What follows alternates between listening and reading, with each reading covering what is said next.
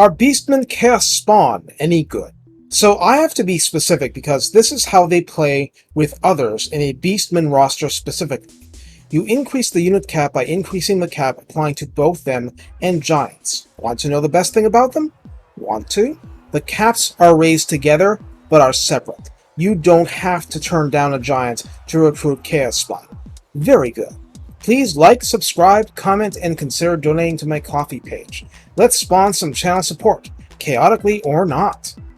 Now, I was neither joking nor being overly down on Spawn in my intro. It actually is a really good thing that the caps aren't as restrictive as the ones in the Chaos Dwarf roster. People used to say Skullcrackers were not worth recruiting ever because they were costing you a Magma Cannon or a non-trained Drake mortar slot. Now Skullcrackers rock and people recruit them more. All this means is that you can use Giants and Chaos Spawn in separate armies or side by side. There may be good reason to do that too. Chaos Spawn come as 16 models on Ultra with 8768 health divided between them. 548 health per model, literally 4 more than Minotaur models. Yes, all of 4 more. Armor is 10. Yes, 10! This is Tamamo no Mai levels, if you get the reference. Unlike Giants, their 100 leadership comes with unbreakable status, so they will fight to the death. Speed is 42, which is starting to get into the brisker side. Melee attack is 36 base, and rather importantly, these Chaos Spawn inflict poison. This is a straight-up debuff to your opponent's speed, and separately, their damage, whether base or armor-piercing, melee or ranged. There is never a place this is a bad thing. This is a contact effect for the few enemies immune to those. Attack interval is 3.8, which is on the fast side, almost as good as a Pharaoh Manticore, and max splash targets is 5. Note that this is per model. I don't want to leave this point easily. Even if your Giants can hit a max of 11 targets, you have only one Giant with that unit. Spawn won't all be able to attack in melee if they're all healthy because the front ones will block the back ones. But the total number of targets they hit versus a blob is far greater than the Giant will potentially hit. Yes, the Spawn have a much lower base chance to hit, but their potential offense is much broader. The units simply behave differently in a brawl. Melee defense is 28, and 28 is only marginally worse than Giants. 28 is not the worst out there. That's relevant because when your armor is worse than that of magical fox girls, you need to minimize the hits you do take. Weapon strength is 140, and that's divided between 100 base and 40 armor piercing. This is in sharp contrast to the Giant, because the Giant is heavily tilted toward armor piercing damage. That said, it's still a considerable amount of AP. You're just doing outsized damage to everything that isn't well armored. Like other Spawn units I've covered, you're staring at an efficient chaff killer in pitched combat. Charge bonus is 30, which is very decent for a monstrous infantry unit without being good. You just can't think of this unit like you would the Centaurs. It's not shock cavalry, it's brawl infantry. Mass is 1,500, which puts it in Minotaur adjacent territory. They can disengage and shove through an enemy unit on their way to the archers better than most. What's not usual at all is that this unit is a woodsman unit due to the roster it's attached to. No forest penalty means that they simply do not suffer for fighting in a forest, compared to other large units, and using trees as cover is a nice convenience against archer-happy factions. In fact, also unlike the Giants, the Chaos Spawn here can hide in forest. The Spawn inflict fear, but not terror, so they're only kind of sort of scary. Freakish Mutations offers a max of +4 melee attack and +9 weapon strength, and you may have noticed this unit does not have Primal Fury, something to note. Get one up to rank 7, and if your lord has Bestial Butchers, that's 15% missile resistance, +5 more melee attack, and +12% more weapon strength.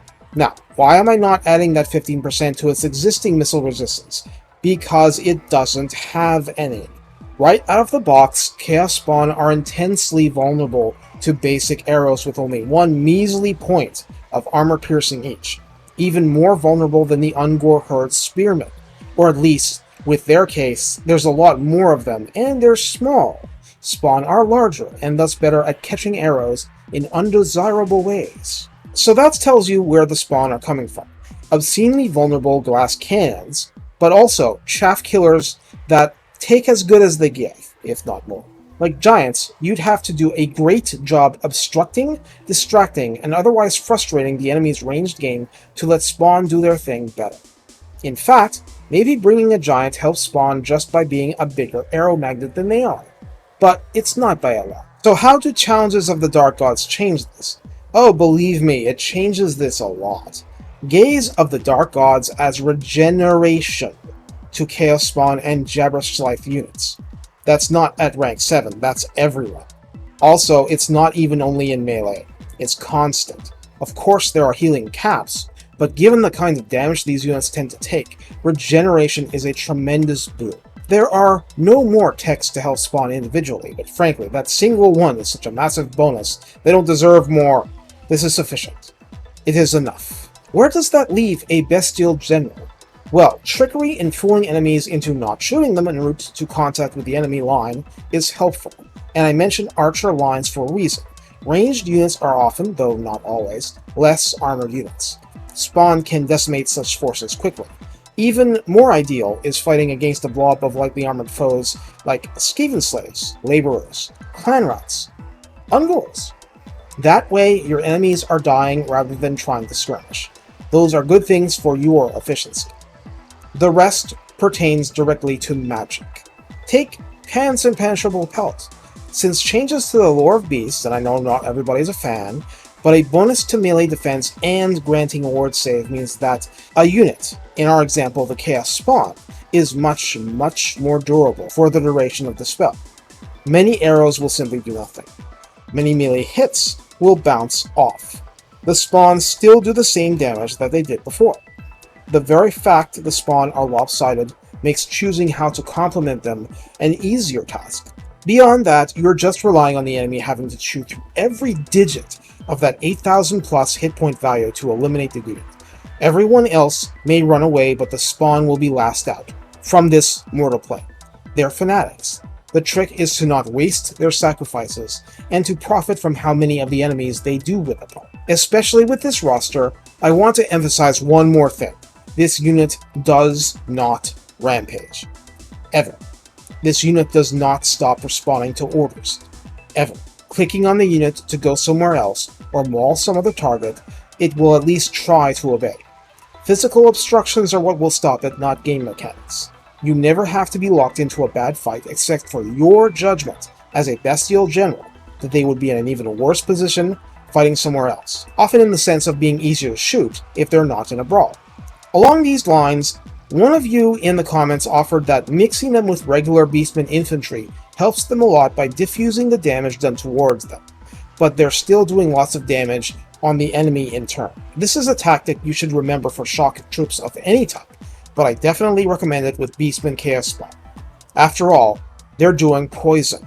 The enemy does less damage to your meat sheet regular infantry as well.